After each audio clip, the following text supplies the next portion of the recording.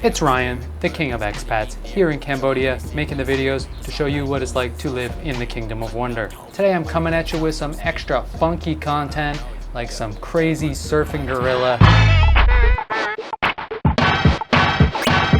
What's on the agenda for today? Well, I have information that could save your life. I bet if you're coming to Cambodia, at one point you're going to want to cross the road. And I know how you people are. You're gonna go at it, you're gonna be all over the place like Funky Kong, jiving and weaving all over traffic. You'll probably be dead before you even make it to the Happy Pizza place. I'm gonna show you how to properly cross a busy road in Cambodia so you can go to that Happy Pizza place, get that Happy Pizza, get blitzed out of your mind, and probably stumble into traffic forgetting everything I told you and get hit by a car. I gotta get off this road. I also just recently took a boat trip. River cruises are a fun thing to do in Phnom Penh, and you guys like fun, right? Actually, fun might be out. Fun is kind of 2019. But I'll show you some of that boat cruise I took, and I'll tell you how you can do your own cheap boat cruise here in Phnom Penh. I also want to show you Cambodia's street food sandwich, Nam Bang. Delicious sandwiches, Cambodian style. We also got restaurant recommendation. We got a new Asian product of the month. Asian product of the month. It's all here, and we're gonna have some fun with it. Despite fun not being cool anymore, I don't give a f***. I don't follow the trends. I still eat Tide Pods. I don't care if it's cool. They're delicious. What's up, Cambodia? What's up, Cambodia? What's up, Cambodia? What's up, Cambodia? Are you tired of getting hit by moving vehicles? Look out! Oh my God! No! Daddy, why are my guts outside of my body? Am I gonna be alright, Daddy? No, son. You should have never tried to cross the road in Cambodia without watching Ryan's fantastic video about crossing the road in Cambodia. And scene. It's actually not that hard to cross a busy road in Phnom Penh. The trick is to be consistent, don't make any sudden movements, be confident. This girl is a bit too unconfident in her movements, and you can see it caused a bit of a holdup. You don't want that. It's no good. You want to be smooth about it. Here I am down at Chabar Ampov Market. Across the street is a delicious breakfast, but how do I get there? There's no pedestrian crossing, there's no traffic light here. If I sit here and wait for an opening, I might be here all day. You kinda just gotta go for it. You can see this lady here is holding a baby in crossing. Notice she has her hand up so she's more noticeable. That's a great strategy, especially if there are a lot of cars which are taller than bikes and bikes are coming around them, and be as kind of big as and noticeable as possible, I guess. Basically, you're watching the traffic and seeing what side of you each driver is choosing to pass you on. Are they going to pass in front of you, or are they going to pass behind you? The driver is ultimately making that decision, and you're kind of helping them along the way by speeding up or maybe slowing down. But you do want to be careful with changes in speed, nothing too sudden. If you keep an eye on their front tires, you can kind of see the choices that they're making.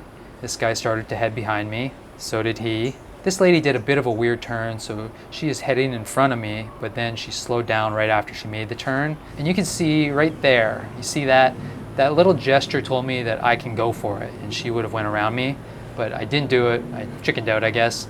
In real time, you can see how fast it happens and how quickly you have to make that decision. But either way, whether I went for it or not, the most important thing is to use your eyes and body language to communicate your plans. And don't make any last-second rash decisions. Don't panic. Just be cool, dog. Be cool. So both you and the driver are calculating the speed they're going versus the speed you're going versus how much space you have between you. And obviously not changing your speed makes that a lot easier to judge. So I made it safely across the road, and it's time for breakfast. This is Nam Bang Pate. If you've had a Vietnamese sandwich, a banh mi, it's pretty much the exact same thing. Nam Pang means bread in Khmer. The Khmer style bread is crusty on the outside and kind of light but chewy on the inside. It's always cooked fresh that day for these sandwiches, and it's kind of the best part of it. Pate refers to the meat that goes in it. You can see all the meat that's piled up here. Here in Cambodia, they just call that pate. You probably know pate is that French spreadable stuff. It's usually made out of liver, and I call it meat butter. Just fantastic. So delicious. But in Cambodia, the pate is more like a lunch meat. It's meat, usually pork, and it's beaten down until it's a paste, and then they'll mix in some spices and probably some fish sauce, and then they wrap it in a banana leaf and they seal it up so no water can get in it, and they boil it. This preserves the meat so it can sit out unrefrigerated for like up to a week, and the meat won't go bad. I got the works on my sandwich, so she's putting on a sort of homemade sweetened butter. That's a stewed ground pork mix, I think.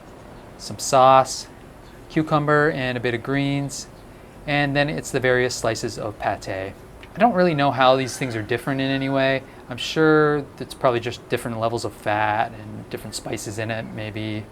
I know a lot of Westerners that are turned off by this mystery meat, maybe because it's not refrigerated, but I assure you, if it's made properly, it is perfectly safe. Really, it's kind of similar to a ham or a bologna.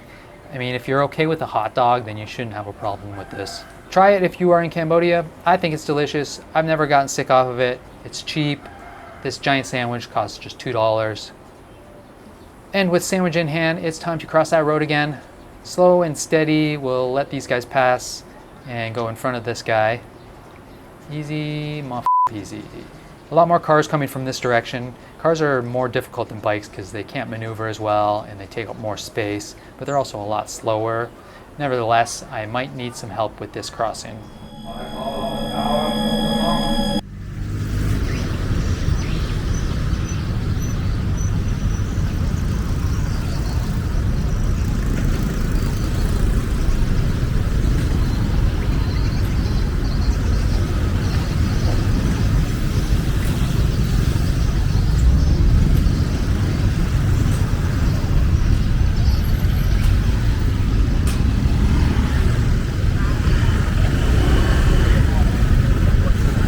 Back home, safe and sound with my Phnom Penh. They gave me a bag of pickled vegetables with my sandwich. This usually goes right on top, but I guess maybe they wanted to prevent sogginess or something. So this will be a sweet and spicy pickled daikon. Sometimes there's carrot in it as well. It really complements the rest of the flavors. I love pickled stuff, especially on a sandwich. I mean, there's a reason why we send people who don't like pickled vegetables to prison. Do they still do that? They don't. Is it because of COVID? No. All right, this is Asian Product of the Month. And today we have something special. We always have something special. Snacks. Something interesting. Potential for scoldings. There's a lot of foreign products here in Cambodia from other Asian countries, China, Japan, Korea, Thailand. A lot of them are new to me, so every once in a while I like to find something interesting, try it out. And today is Redemption Day. A few episodes back, I tried coffee that I thought was self-heating. Maybe this isn't self-heating coffee at all. I heard about these self-heating products in China. You don't need any heat source. They heat themselves up. And I've always wanted to try one, never got the chance until today. This is self-heating pot noodles. I kind of love this packaging here with these lips. It's got some drool coming out. If me and this dish get along well, I'm just gonna draw some eyes on it and this is gonna be my new girlfriend. Just gonna give her hot smooches. All Chinese written on this, but there are some pictures that show how to do it. Just kidding. First lid's off and we got, oh God, there's tons of stuff. Oh, look at that, I love hot dog. That's fun. This feels like it might be some kind of, maybe some pickled veg. I don't know what this is. Chopsticks, and then it comes 2 layers.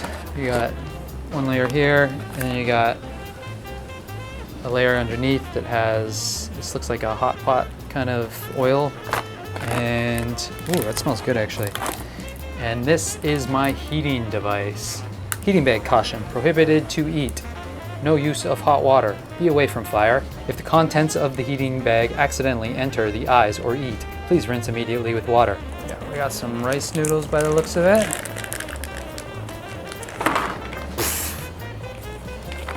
Boom. God damn it. This thing's so hard to open.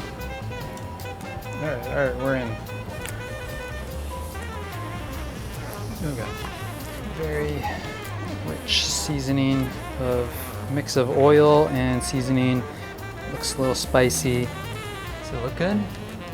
And apparently I'm supposed to pour in water up to the line, which I do not exactly see a line. Do you guys see a line? I guess this line?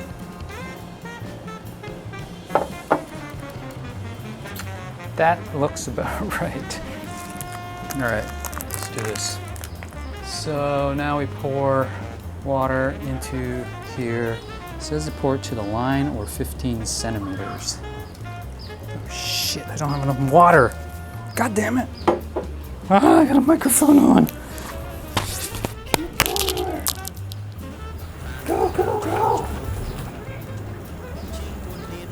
stuff's happening. You can hear it, it's bubbling. Put this on. What was that? No, that's way too much water. Oh God, oh God. Oh God.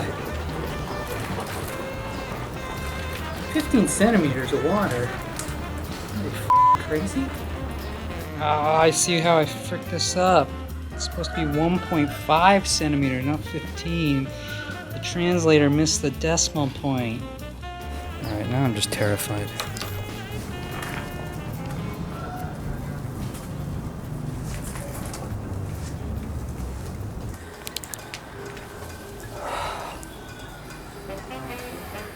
Okay, that's got to sit for 15 minutes. So we're gonna move on. We'll put it over there in a safe place.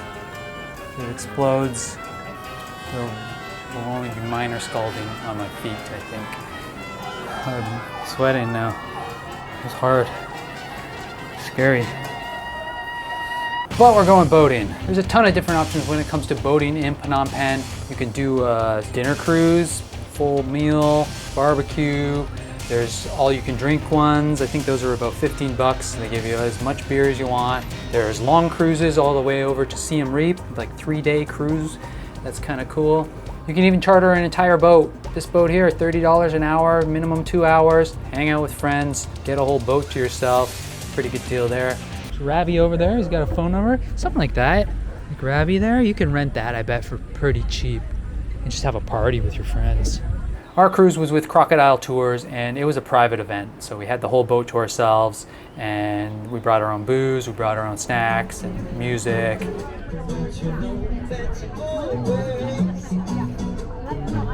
It's an effing party, dudes.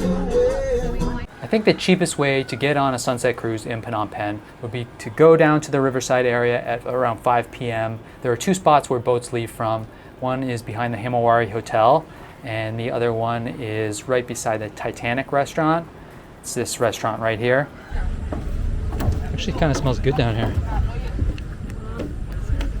You can probably get one for as little as $5. You can load up some snacks, some booze, and just hang out for a couple hours, watch the sunset. It's a nice, cheap, fun night out in Phnom Penh. I'm just here to do the Titanic thing, the front of the boat.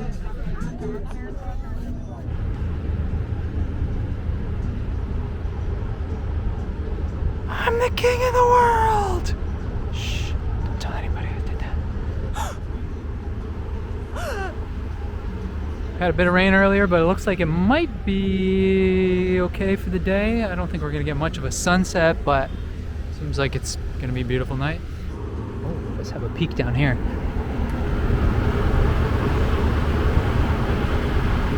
So that's the Mekong.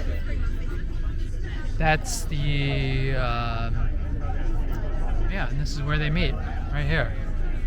And then you go this way.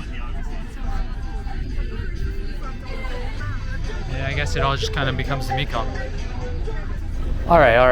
I'm gonna share with you the best restaurant in the city. I didn't want to do this. I thought, no, let's just keep this one to ourselves, but no, we gotta do it. This is Ryan's restaurant recommendation. Ryan's restaurant recommendation. Cause you got shit for brains. Today we're headed to a Taiwanese restaurant for maybe the best cut of meat in the world. Pork mother belly. This is Lu Gang Xiao Jian. It's up in the Tuol Kok area, and it's fantastic. It's very authentic. When we were there last, it was packed with Chinese and Taiwanese people. The food is incredible, and they serve a couple of my favorite all-time dishes. This is called guo bao. It's a steamed bun that's almost like a bready taco shell, and it's filled with some pickled greens and the juiciest pork belly you've ever had. It's saucy, it's sloppy, and it's just so amazing. They top it with sweetened crushed peanuts, which just really helps to balance the savoriness of the whole thing. That's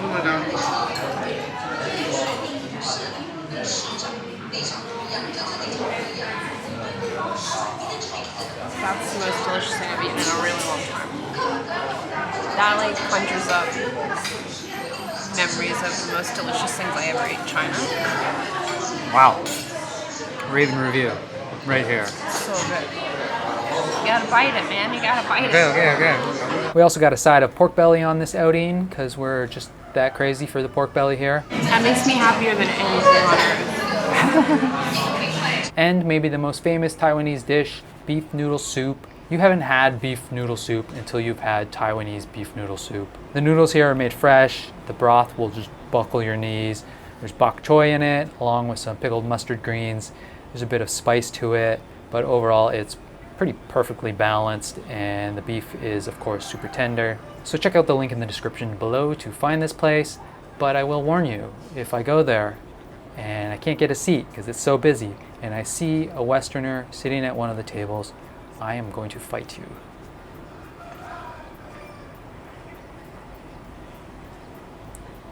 Try me, you little bitch. Ryan's restaurant recommendation. All right, has it been 15 minutes? No, probably not. How do we know? Oh, the camera. Let's look at the camera time. All right. Let's try it out. Oh, geez. Oh, God. There's a sloppy mess. A lot of oil. Man. Look at that. I think it dripped down my leg. Here's a noodle. I think those are sweet potato noodles. Potato. There's Sichuan style, baby. And a veg. Ooh, let's try this hot dog. I mean, it's processed meat. I don't know. What do you want? This is pretty good. I'm into this. What was the cost of this? This was like $3. Not bad, not bad. You know, this might just be a buy again. I am sweating like a beast. It's noon. On the balcony in Cambodia eating spicy hot soup. I appreciate you guys. You know, I don't tell you that enough. If you're looking for more content from me, then check out the India Chronicles. It's a series I shot way back in 2016, I think it was. And I recently rewatched some of it, and it's a lot of fun. It was a 28-day trip through India that Sarah and I took, and I shot one video per day. So there's 28 videos. It's a lot, but it's like 3-minute videos, so it's not really that much. You can blow through a bunch at a time, and it's a lot of fun. India, crazy place. So check that out if you're looking for some other content from me. But I will see you next week. So take care, comb your hair. I'm out. Prefer when I'm by myself. I don't wanna hang around y'all. Pray for good health. One day I'm really gon' ball. Fuck around and buy the whole mall. Breaking that cake, flexing 700